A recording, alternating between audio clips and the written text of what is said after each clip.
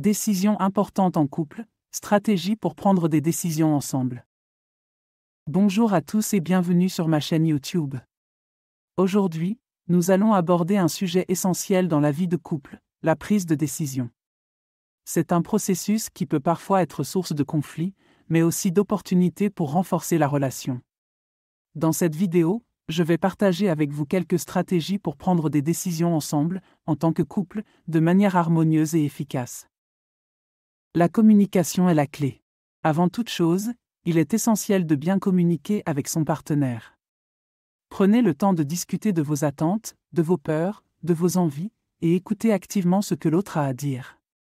Posez des questions, soyez curieux et surtout, évitez d'interrompre. Une bonne communication permet d'éviter de nombreux malentendus et de prendre des décisions qui respectent les besoins de chacun. Définir les priorités. Chaque personne a ses propres priorités, et il est important de les clarifier dès le début. Est-ce que l'objectif est d'économiser de l'argent, de privilégier la carrière, de fonder une famille, ou peut-être de voyager? En connaissant les priorités de chacun, il est plus facile de trouver un compromis qui convienne à tous les deux. Cherchez à comprendre plutôt qu'à être compris. Lorsque nous sommes face à une décision difficile, il est naturel de vouloir défendre son point de vue. Cependant, il est aussi crucial de comprendre le point de vue de l'autre. En prenant le temps d'écouter et de chercher à comprendre, vous construirez une base solide pour une décision mutuellement bénéfique. Créez un espace de discussion sain. Il est important d'avoir un espace calme et sans distraction pour discuter des décisions importantes. Évitez les moments de stress ou de fatigue, choisissez un moment où vous êtes tous les deux détendus, et assurez-vous d'éliminer toute source de distraction, comme le téléphone ou la télévision. Prenez votre temps. Ne vous précipitez pas. Certaines décisions nécessitent du temps et de la réflexion. Si vous sentez que vous ne parvenez pas à un accord, faites une pause, réfléchissez, et revenez-y plus tard. Parfois, une nuit de sommeil peut aider à voir les choses sous un angle différent. Considérez l'avis d'un tiers. Si malgré vos efforts, vous avez du mal à prendre une décision, pensez à consulter un conseiller conjugal ou un thérapeute de couple. Ces professionnels peuvent offrir une perspective extérieure et vous donner des outils pour mieux communiquer et prendre des décisions ensemble. Fixez des limites. Il est important de définir des limites dans le processus de prise de décision.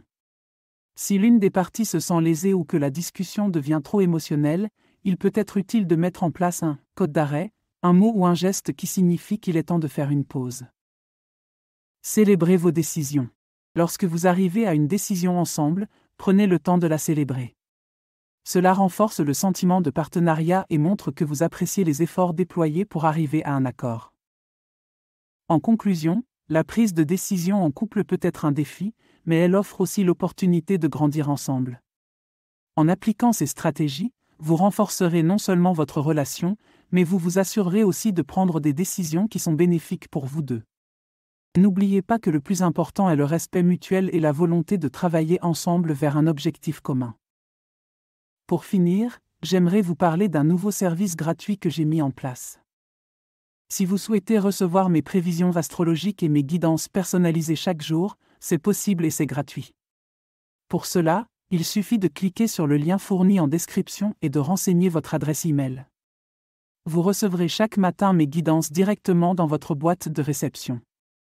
Ne manquez pas cette occasion de découvrir ce que l'univers a en réserve pour vous. Merci d'avoir regardé cette vidéo.